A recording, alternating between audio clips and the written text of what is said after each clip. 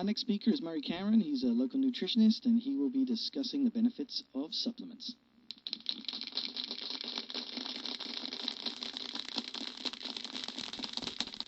Thank you very much. I appreciate that.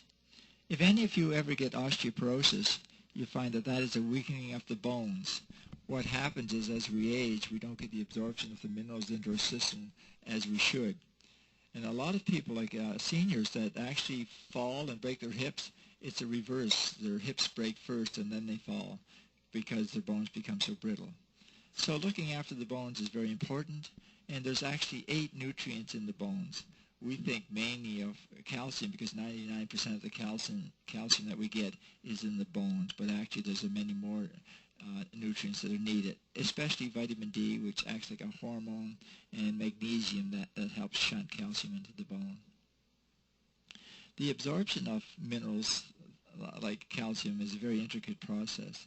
Our bodies take in minerals with a lot of difficulty because minerals are like little tiny rocks that actually pass through our body.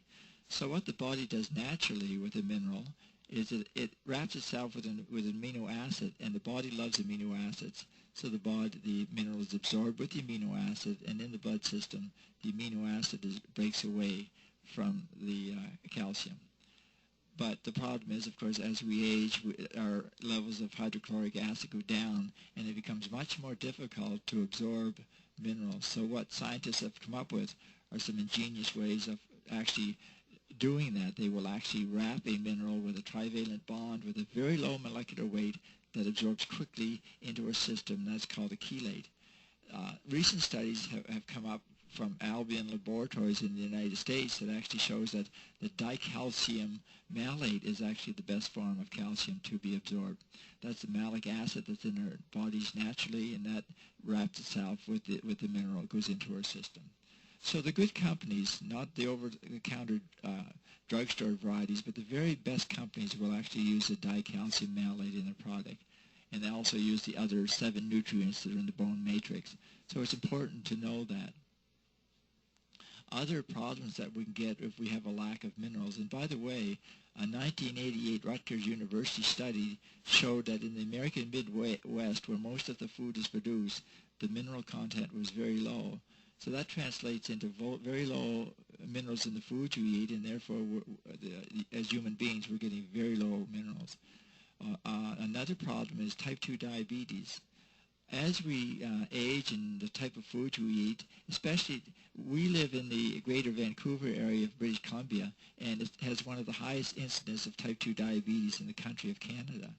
The problem here is that you can't go 5 minutes without finding a fast food restaurant. So diabetes is very prevalent, the type 2. In type 2 diabetes, the pancreas actually produces insulin, but because of fat levels in our body, which are a little too high, the insulin can't get to the receptor sites. And now there's some nutrients out there that will help that. There are things like alpha-lipoic acid. This will help prevent what is called diabetic neuropathy, the damage that sugars do, and also chromium chelate. Chromium chelate is actually a cofactor with insulin. It helps insulin do its job. And the third thing is magnesium. Magnesium, again, is a very, very important mineral. Those people with the highest levels of magnesium in their body had a 93% less chance of developing type 2 diabetes. So magnesium becomes a very, very critical component to good health. Now, the third thing that a lot of people come to me for is fatigue. And fatigue can be multifaceted. There could be many different reasons why you have fatigue.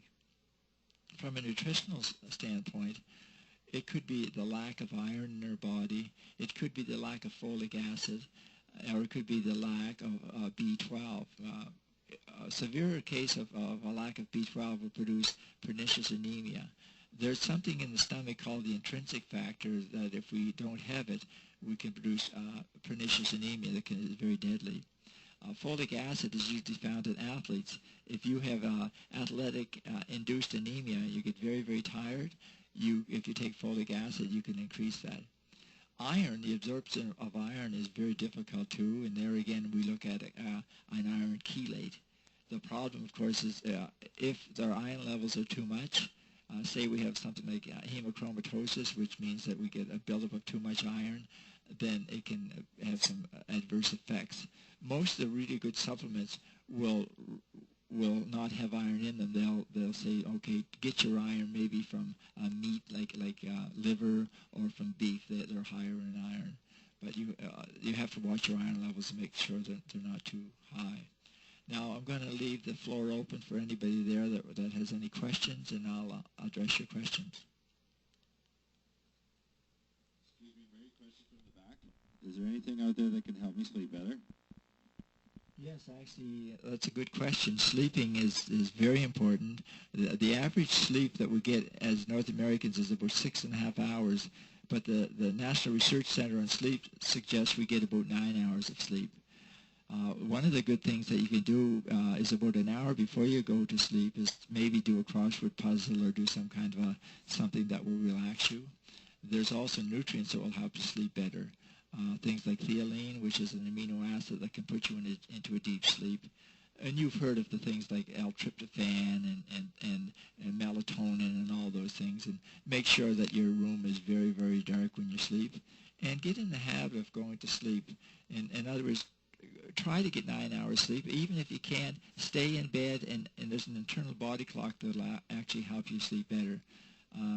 That's a difficult question. There could be other problems that are causing the lack of sleep. But maybe you can talk to me later, and I'll tell you a bit more about that. But any other questions? Hi, Mary. My question is about headaches. Do you or can you recommend anything that could help prevent or get rid of headaches? Yeah, another good question. That's a lot of times that can be caused by stress. You can get if your magnesium levels go down, what you'll get is neuromuscular spasticity, or tightening around the jaws, and that can be a type of headache that you can get. There's various types, of course. You want to do more exercise, and you want to increase your fluid level, especially water. Keep your water levels high, and that will prevent a buildup of sodium in the kidneys that can actually cause headaches. So there's many different reasons why we can get headaches, but those are a couple.